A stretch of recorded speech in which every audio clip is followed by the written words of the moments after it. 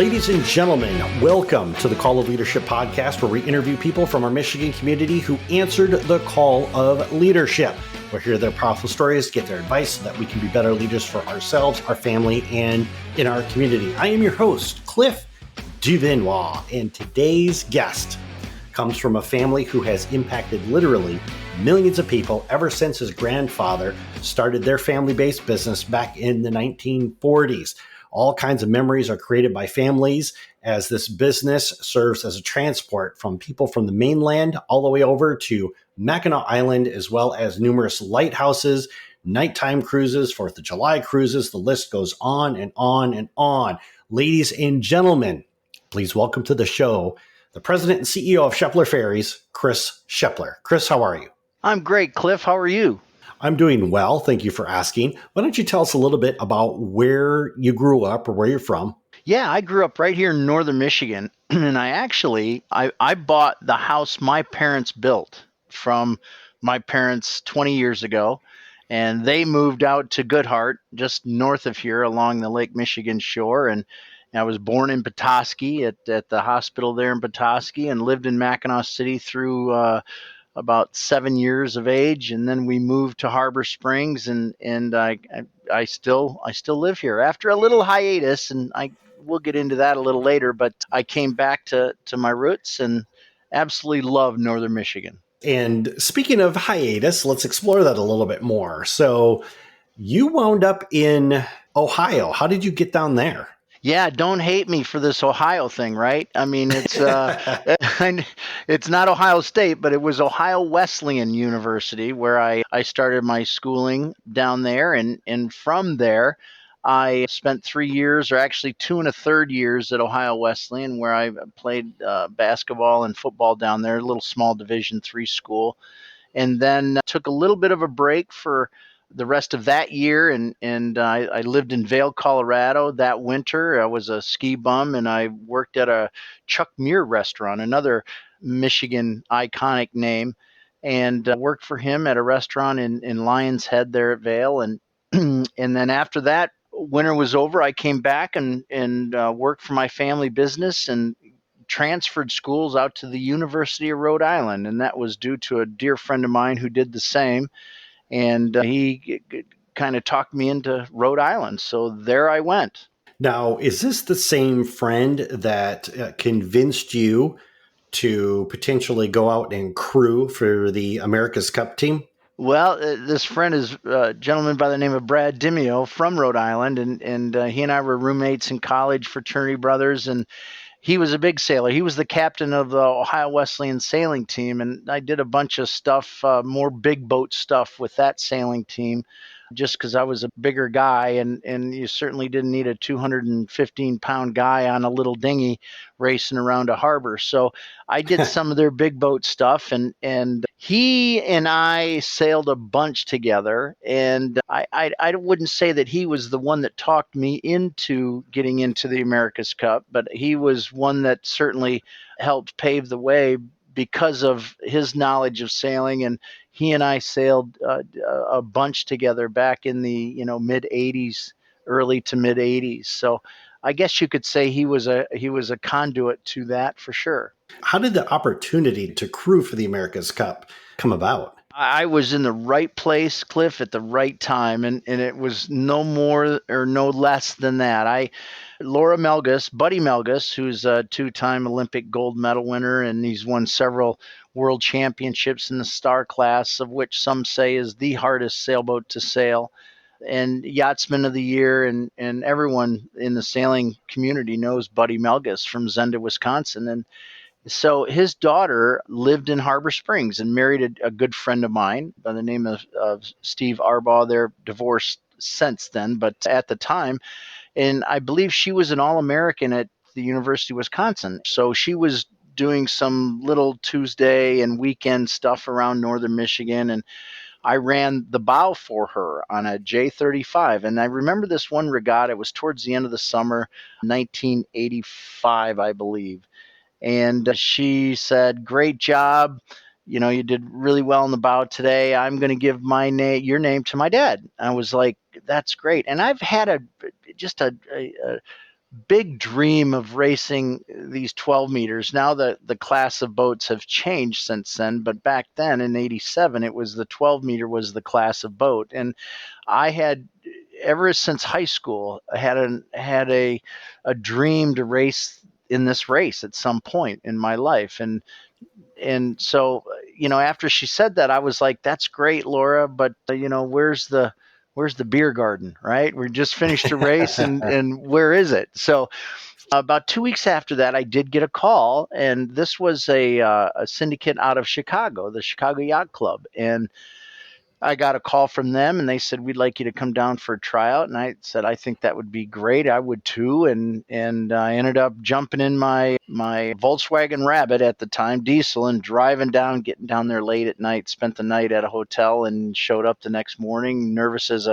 just a kid on a first date, walking down the dock and seeing the boat and the guys working on it. And, God, this is really happening. So I was with that group for a week, and I had to go home. I didn't have any money in my pocket. I had no clean clothes, and I needed to go home. So I was reluctant to ask them if I could go home because I didn't think they'd invite me back. I thought this was it, but I had to go back, and I left. And I remember, well, that was an experience, one of which I will always remember, sailing with the likes of Charlie Scott, who just won a huge race down in Florida, the SORC, on a J41 that was almost impossibility, and he won it. And Gary Jobson, who was the announcer for ESPN after he was finished with us, and Buddy, and all these guys that you grew up idolizing and hearing about and listening to, and their philosophies on sailing,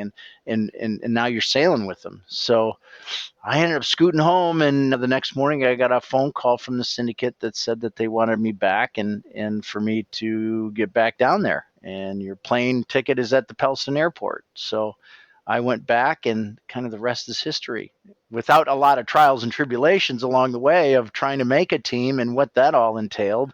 Oh, I But bet. I ended up making the team, and headed to Australia. How many years did you do this? Well, I was with the America's Cup with Heart of America for about a year and a half, and that was a lot of training, we're building a new boat in Newport, Rhode Island, and a lot of getting that boat ready, and then of course the Australia trip. So that was about a year and a half, and then I continued sailing for another 4 to 5 years. I sailed on a boat called Matador, which was a maxi boat, an 85-foot freers that took me all around the world.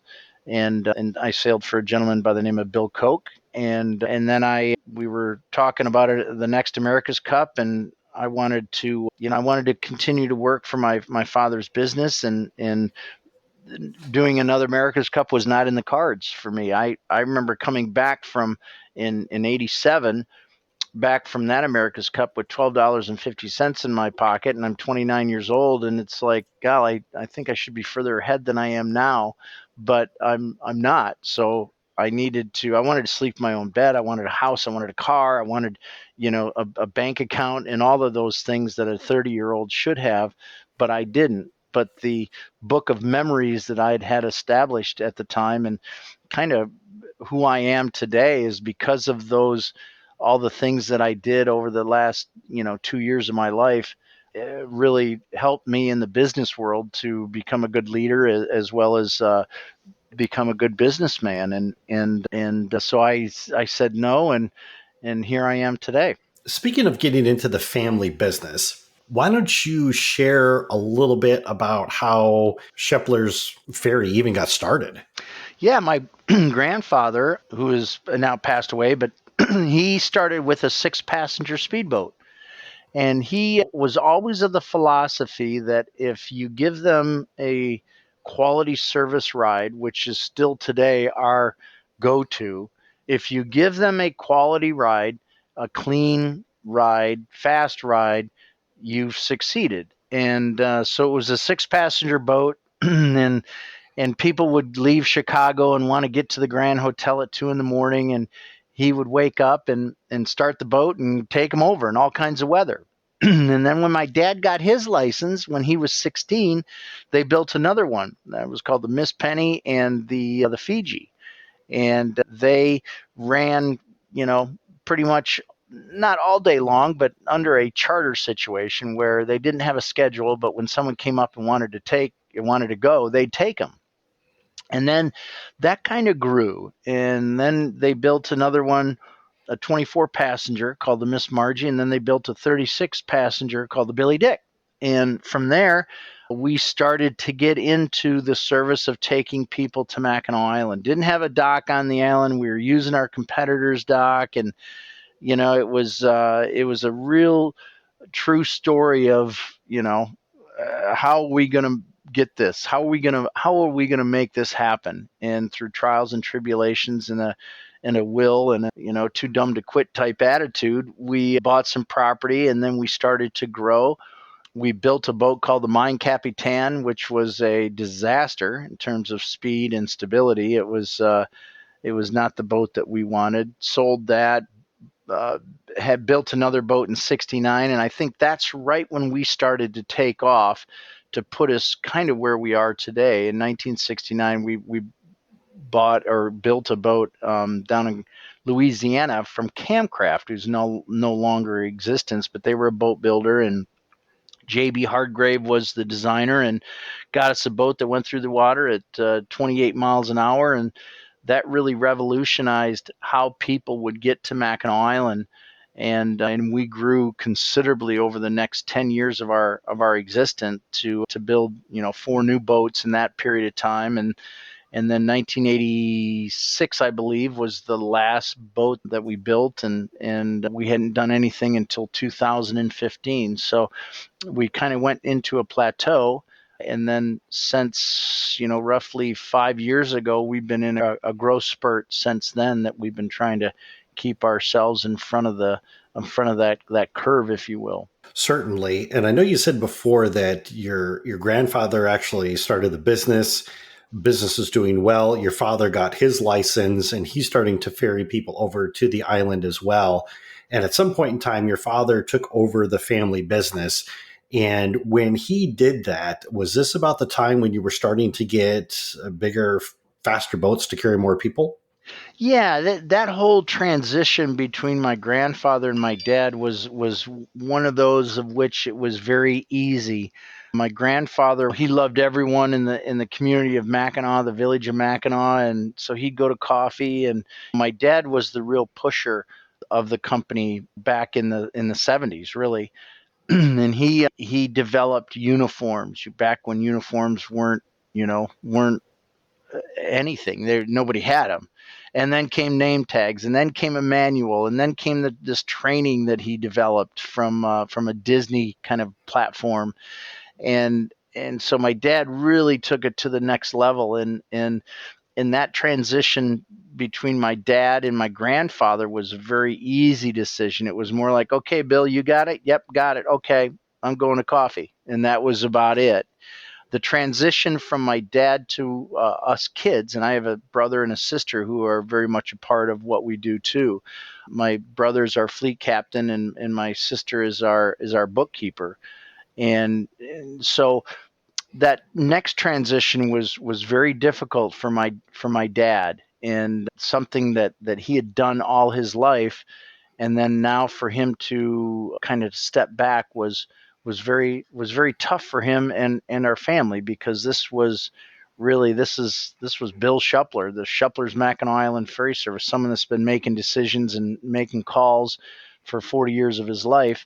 And that's now starting to change, and it started about 6 years ago. It sounded like your father really was instrumental in turning everything into a series of systems and processes that could be duplicated. Would you say that's a fair assessment? That is a very fair assessment. That's exactly what went on. And I guess that was one of my, not my struggles, but my thought processes. I always thought that, I was running the St. Ignace operation, and kind of had it pretty handled. Carried 30% of the total portfolio of Sheplers, We had a freight service up there, so I kind of did both. And yeah, I got this, no problem. And then when I moved to Mackinac City to sit in his chair, I thought it was going to be a piece of cake, and it couldn't have been anything farther from the truth.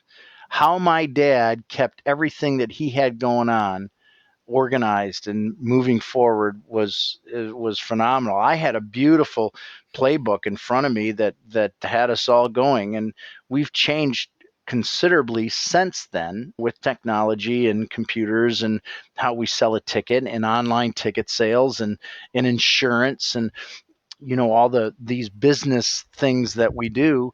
Those have all changed, but the playbook that he established was, it couldn't have been any easier. But the magnitude, the scope of what was going on around us, and the decisions, the everyone coming to you to ask you about this, ask you about that. It wasn't about, the ferry boats. It was about other things that businesses are all built upon. And those decisions were overwhelming for the first 2 years of my life, trying to keep in front of that eight ball. When I knew I was in trouble when my inbox would just, I'd have 1,000 messages there, not daily, but that I had to go through, where in St. Ignace I had 5 or 6. And just that, and the time that it takes to answer all those was incredible. Oh, I bet. I did want to ask what it was like taking the reins of the family business. And it sounds like, especially at the beginning, that it was fairly daunting. How do you make that transition into making such huge decisions? I mean, you're talking, with the boats, the maintenance, the, making of payroll, the number of people that you transport. How do you go about getting yourself comfortable and making big decisions like that? Well, I don't think you're ever comfortable. I'm at least I'm not, and I think what drives you, or what is constantly on my mind, is the fear of failure.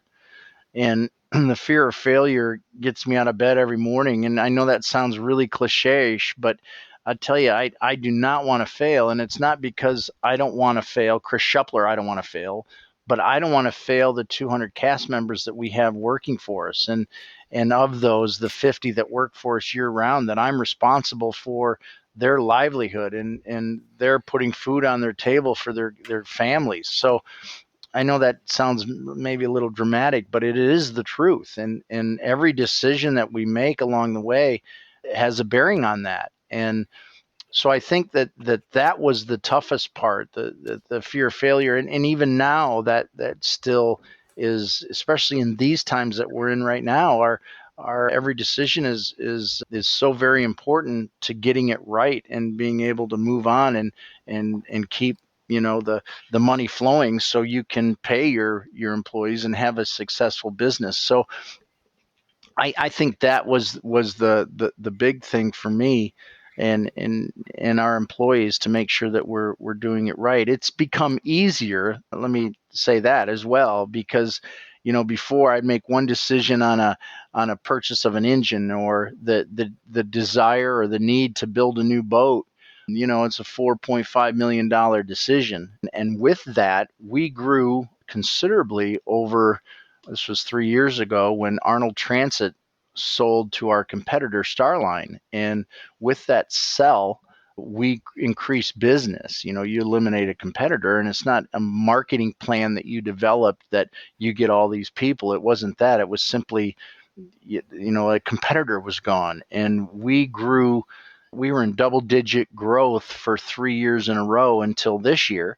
And with that, the infrastructure of how we were doing things needed to be changed. And we had a year to do it. And if we didn't get that done, who knows if anyone would come back to us. So the systems that we put in place were, I put those together, and it was mostly just knowledge of how my dad would have done it. And for instance, a day parking lot, we're now parking our cars off site because we have more room. But we also got to get them from where they park back to our dock. So we developed 2 trams, kind of Disney tram-ish type units, that will transport 70 people every 10 minutes from our day lot to our dock. And then once we did that, we were, and this is just a quick example, is that we were now carrying as many people over land as we were over water. So this parking lot had to have a service drive. We could not take things that we were transporting people from that parking lot to our main dock. We couldn't run that tram right down the middle of the parking lot. Kids running out from cars and racks off of big trucks for their bikes that you may or may not see, and all those things. So we put a service drive in. Yeah, we lost some parking spaces doing that, and this would allow people to get on and off in a safe manner. And then we need bus stops, so we put 3 bus stops or tram stops over there. And that was a huge plus for us, because now we had plenty of parking. We were transporting people in a safe manner, and it was happening quite quickly. So, but then came, the training of our drivers, and the inspection by the state government, the state police, to make sure all of our vehicles correct, the purchasing of buses. So it was, I think, just that in a nutshell. And there's other stories on how we've grown, that the infrastructure that we've built to provide a quality experience for our guests when they go to Mackinac Island. There's 5 or 6 of those other stories that trying to ramp up and make that experience. Instead of parking on gravel, let's park in an asphalt parking lot with lines and bumpers, and there's the tram stop. I go there, I get on the tram, et cetera, et cetera. You made a very interesting comment, and I'd like to explore this just a little bit. When you said that you're transporting people over land as much as you transport people over water, about how many people a year do you have using your service? We're at about 600,000 people for 6 months. So the May and the Junes, they're busy, but not real. It's the July, August, and September. And September has become what May used to be for us back long ago. But September is almost equal to August these days. It's so strong, with people traveling, getting away for weekends, even coming up on the weekdays. So yeah, it's about 600,000 people, and the majority of that is all happening within 3 months. And just to think about the fact that you've got 600,000 people a year coming through, and you're right, they need some place to park their cars. And if they're having to park a mile away, wherever the parking lot is, they're going to need transportation to be able to get to the terminals. It's quite a feat that you guys have to think about. It's not just our boats and can we get over there to the island within 1 hour, 2 hours, whatever it takes, versus having to spend all this time thinking about all of that infrastructure just to get the people from their cars to your terminal. Yeah, and then you have the systems in place to do that in a safe manner. And then if you go 180 degrees, then it's, how the heck do you pay for it all? we invested roughly, you're looking at $13 million over a 3-year period of time just in infrastructure builds. And that was daunting to me, but at the time it's like, no, we got to have it. Because if we don't have it, someone's going to get hurt. We're not going to be able to provide this quality service that has built our business unless we provide that type of platform, whatever that platform is, whether it's a parking lot, whether it's a tram, whether it's a clean bus to get them from wherever to the dock, parking, overnight parking. A quick story about valet parking. We had valet parking for many, many, many, many years, and we now do not valet park cars. And it's been 2 years now since we've done that. And it was not because we wanted to take a service away from our guests. We felt the service was in getting those people to Mackinac Island as quickly as possible. So when you're parking 600 cars a day in a valet situation, you can't imagine the amount of people it takes to valet park 600 cars a day. And that's 300 over to the lot and 300 back for those that are coming off the island. So you're getting in 600 to 800 cars. So that was a pinch point where people were either waiting for their cars when they came off the island, or we didn't have enough stalls to get rid of the cars to go park them and have another car come in to unload for overnight. So we had a pinch point at the gateway where you entered because we didn't have enough room, because we didn't have enough drivers to get the cars out of there. So you had a pinch point there. You had a pinch point at the ticket office. Excuse me, sir, what kind of car do you have? What color? What's the license? Can't remember the license number. Well, okay. So now that window was tied up until the guest found their license plate number, came back, gave it to us, and then we could end the transaction. So all of those pinch points were really making it difficult for our guests to get to Mackinac Island. Yeah, we had a service of valet, which they loved, but it was an hour and a half worth of time when we had valet service. Now we don't have valet service, but we also have 304 stalls of on-site parking where you can park on site for overnight, which is very convenient. And we have an overnight lot that we bus people back from that lot, much like a rental car situation at an airport. And that hour and a half quickly went down to within a half an hour of the time that the guest would arrive until they would be leaving for Mackinac Island. So that was probably the toughest decision as a leader that I've ever had to make, was, do we take away this service that people have gotten so used to? And now I look back 3 years later, and it was probably one of the smartest moves we've ever made by that, because we took a look at that guest and what do they want? They want to get to Mackinac Island. Yeah, valet is kind of a nice thing to have, but they want to get to Mackinac Island. So let's not hold them up anymore. Let's find a way to, in lack of a better word here, process that car, that guest, to get them on the boat and get to their destination as quickly as possible. Speaking of getting people to their destination as quickly as possible, you're set to launch a new boat this year, correct? Yes, we are. It's very close to being ready. Sweet. Tell us a little bit more about that.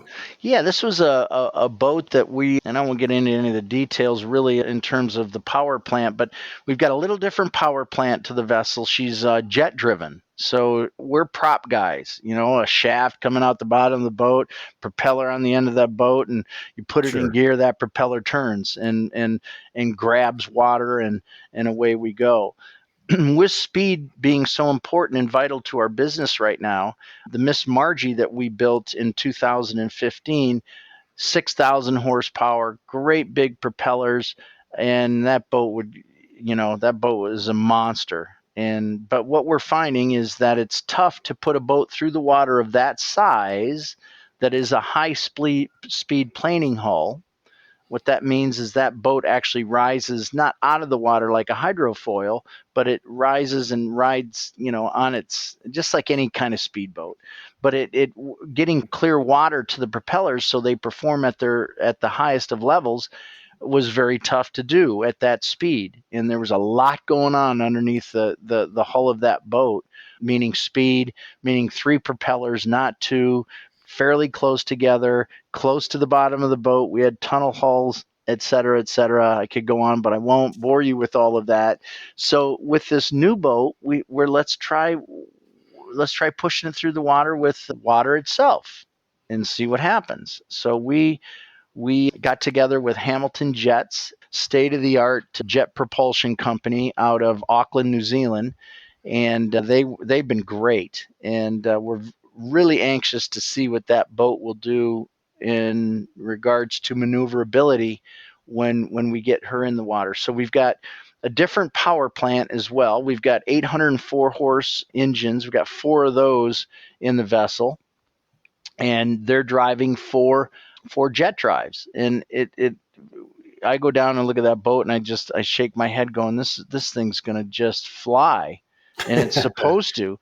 But you also find that with the prop drive, when you load that boat with as much weight as 285 passengers and 10 cartloads of luggage, in a prop drive situation, that boat doesn't lose efficiencies. It's not going to go down in speed too much. But what you're going to find is that in a jet drive situation, you're going to lose efficiencies fully loaded, but you gain those efficiencies back when she's empty. So she might go 45 miles an hour when she's empty, but she'll only go 35 when she's full. So we're kind of waiting to see how all those numbers work out for us, but we're excited. It's only going to hold 210 passengers, and we wanted to make the back deck as big as we possibly could. Mom and Dad don't travel to Mackinac Island like they did 20 years ago because there's bikes now, there's Burleys, there's tandem bikes instead of two pieces of luggage for a family of four. There's six pieces of luggage for a family of four. So that has all grown, and the need for the back deck and less people on board is very important. When you talk about having a jet as a potential motor, is that something where like you suck the water in the front of the boat and then shoot it out the back of the boat? Yeah, not in the front of the boat. All these vents are on the bottom of the boat, and they're all in the back aft of the boat where the jet. So it's not a jet engine. It's a regular diesel engine that turns a shaft like it would if it was running a prop drive, but that shaft is engaged to a pump which compresses the water and shoots it out the back of the boat. That component is a jet drive. The engine is a regular diesel engine like we have in all of our boats. It's just running, instead of running a propeller in circles, it's running impellers inside this jet drive to compress the water to shoot it out the back of the boat at a high rate of speed. That's totally awesome. I love that. Yeah, they're very cool. They're cool to look at out of the water, and I can't wait till we get a chance to see what she does in the water. But there's so many really cool how you steer the boat is you have this toggle, and this toggle looks like a boat sitting on your dash that's maybe 3 inches long by 2.5 inches wide, and you just push that boat or the toggle, if you will, where you want the boat to go, and it'll go there, whether it's sideways, backwards, forwards, and the computer tells it how to do that, tells the jet drives what to do to get the boat to go in that direction.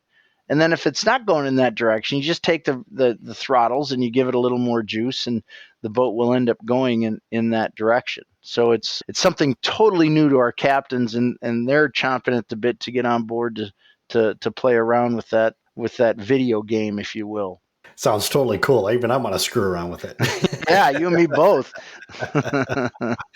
Nice, sweet. So I know, and I do want to spend a little bit of time talking about this because at the recording, we're a few weeks away from hopefully getting this shelter in home, stay safe order is going to be lifted. People are going to be starting to, come out and obviously, they're going to be thinking about potentially vacations. And I know that from, like a business standpoint, especially transporting so many people, what are some of the things that you're thinking about as this potentially is drawing to a close and people start traveling? What are you thinking about for a business standpoint to help keep these people safe?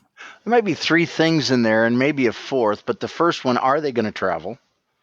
And that caveats with, if they're going to travel, what do we got to do to make them travel? And then once they do travel, what do we got to do to make sure that they had an experience that they're good with? So the new norm for us is, and what we're focused on right now as a company is obviously not to spend any money unless we absolutely have to. And I'm not a fan of that philosophy on running a business. But right now, it's absolutely necessary. But what we're focused on is the safety aspect of, and I'm not talking about driving a boat in a 16-foot sea and being safe that way. Absolutely, is that on the top of our mind? It always has been, always will be. However, the safety factor of making sure that we keep our environment as clean as possible, not only for our cast members, but our guests, making sure that they feel comfortable, because if they don't feel comfortable, they're not going to travel. So Right. we have to do the best and not only letting those folks know what we're doing, but those systems need to be in place and need to be absolutely accurate and done every time, not every third time, but every time. And providing masks, providing the hand sanitizers. We've taken on 4 backpack battery operated backpacks that will allow this disinfectant to be a very fine mist that we spray.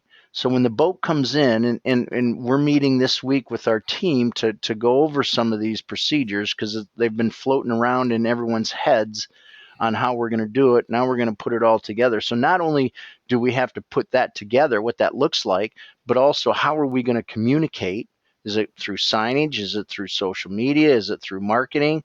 And to make sure that our guests feel comfortable when they arrive us. But that boat comes in, we unload it every one way. So when it gets to Mackinac Island, we unload that, and we spend 10 minutes making sure that that boat is disinfected and is a safe environment for everyone to come. So social distancing is part of that equation. Are we going to do 50% occupancy in the cabin? 60% occupancy on the top deck? We're getting no direction from the United States Coast Guard, the federal government who governs us. And I'm not saying they should, and that wasn't meant to be derogatory. It was just a fact that we're really not getting a sense of where they want us to go. They just want social distancing. So I think we're going to take it upon ourselves, without any ruling or governing by the government, to enact those type of policies, where instead of the boat hauling 285 passengers to Mackinac Island, which is a very cost efficient way of travel for us, at least, now that boat maybe only holds 150. And what does that look like? And now our schedules, every half hour, you're not going to keep a half hour schedule by disinfecting for 10 minutes every one way. You're not going to do it. So what does that look like? And I think it's important for our guests to see us disinfect the boat. Yeah, we might tell them, but if they can see it, then I think that is a much more powerful statement than us putting something, on our website that says, yes, we clean the boats. Yeah, that's absolutely true. How many times do your ferries go back and forth on any given day? Well, and that's another really good question for the new norm. I don't know what that looks like for the 2020 season. In the 2019 season, which was our best season ever, coming off the best season ever we had in 2018, we were leaving the dock from the 1st of July through the 20th of August. We were leaving for a 4-hour period of time. We were leaving every 15 minutes. So we had 6 Ooh, boats running for 4 hours of the day, like like just coming and Swiss going, watch. coming and going. Yeah. And that was effective for us. We carried people, and it seemed like the more busy we would get, the more efficient and the easier it was for us to perform, at a very high level. So when it was slow or rainy or cold or whatever, it not that it bogged down the system, but it just seemed like it was not as easy when you had people walking around and being there ready to get on board, and the machine was running. So yeah, I don't know what it looks like. We have not developed a schedule, and here we are going to start in 2 weeks, 2 weeks from Thursday, on the 28th of May. We don't know, again, what that's going to look like right now. Yeah, because the one thing I was just thinking about is, you think about it, ferry comes in and lands on the mainland, and the people get off. Then your crew has to spend 10 minutes disinfecting it, making sure that it's safe. People climb onto the boat. They go over to Mackinac Island. Your crew has to disinfect once again. So that's adding 10 minutes here on the mainland, 10 minutes over there on Mackinac each way. That's like almost like adding 20 minutes into your schedule. Yeah, and then, that's one aspect of it. And then how do you pay for it? You've got a whole separate crew. You're hiring, 8 or 9 more people in the maintenance department to do that. And Do you station them on the mainland and on the island, so when the boat comes in, they get on board and do their stuff, or do they stay with the boat, or how does that whole thing work? So, yeah, we have, I love it. I love the change and the ability to figure out change, because change is going to happen no matter if it's COVID-19 season or if it's not. You're going to have change, and you got to continue to evolve, or you're going to die, one of the two. So that's the exciting part, is that change, and how do you do it, and how do you do it to the best of your ability. Exactly. Man, Chris, I get this. I get the feeling this could be one of those conversations that could just last all day. Well, I certainly enjoy talking about it. It's what I live and breathe every day, and so to have this outlet right now with you, Cliff, is the best day I've had in 4 weeks. So thank you. Oh, you're making me blush. If anybody in our audience wants to follow what you're doing, connect with Shepler's Ferry online, what's the best way for them to do that? Online, it's sheplersferry.com. That's SheplersFerry.com. You can also socially on Facebook at Shepler's Ferry. We're very active on our social media page as well as Twitter, and we have a whole team that constantly monitors that and is posting and letting people know what we're doing. We've been kind of quiet over the last 5 weeks, and it's not something we're proud of, because we do enjoy chatting with our guests and even our cast members. But as I mentioned at the beginning, and I can't remember if it was on the podcast itself or if it was you and I chatting, but we've every day seems there's a different direction that we're headed.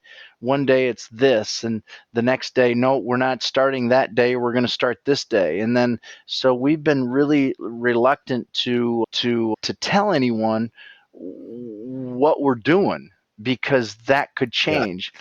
Now, with the governor's orders to still stay home, stay safe through the 28th of May, I think we're getting our arms around now a possible start date for us, and we hope to start on that date and get up and get moving and be that company that you want to go to when you're taking a vacation or getting away from all that's been going on. Yeah, I bet. And I think between the federal government and the state government, who's issuing orders today. Is the CDC involved? Is the health department involved? Is it, any number of agencies that are popping up every single day? So I can completely understand why it seems like every single day you get up and it's almost like you're playing a different game. Yeah, I call it a rabbit hole. I get up, I go to bed at night, and I got, a parameter of which I'm going to travel the next day, and I'll jump down the one rabbit hole. The next thing you know, I'm not even viewing that rabbit hole anymore. I'm going to go over to this rabbit hole over here, which can be, frustrating at times. But you know what? I'm confident that the United States and the world is going to come out of this thing, and we're going to be, I can just speak for ourselves. Our company we're going to be a better company at the end of this rainbow than we were at the beginning of the rainbow. And we're going to figure it out, and we're going to provide the best darn experience that we possibly can to those that wish to put Mackinac Island on their radar for the 2020 or 2021 season. Awesome. And there's no doubt in my mind that you will do that. And for the links that you mentioned before, for our audience members, we will have those in the show notes down below. Chris, it's been an absolute pleasure having you on the podcast today. Thank you very much. Cliff, this has been my pleasure. Thank you for breaking up my day, and we hope to see you on Mackinac. Come on up. We'll make you a captain for a day. You know what? The way you described that joystick, that video game thing, who knows? I could have a new career. You never know. There you go. Awesome. Thanks, Chris. Thank you, Cliff. Hey everyone, before you go, if you want to get these episodes delivered straight to your inbox, then come over to callofleadership.com and sign up for our free email newsletter that includes all kinds of goodies. I'll catch you in the next episode.